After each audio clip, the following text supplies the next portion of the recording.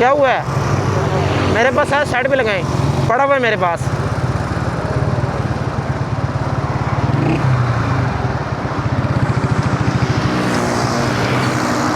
क्या हाल है? ठीक है।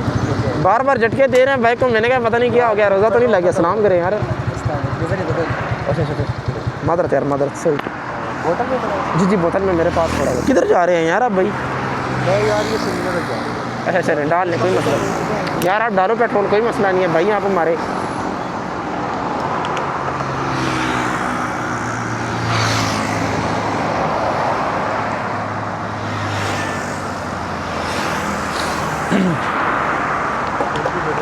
कोई मसला नहीं है, आप बाइक स्टार्ट करें, इजी हो के जाए, कोई रोला नहीं है।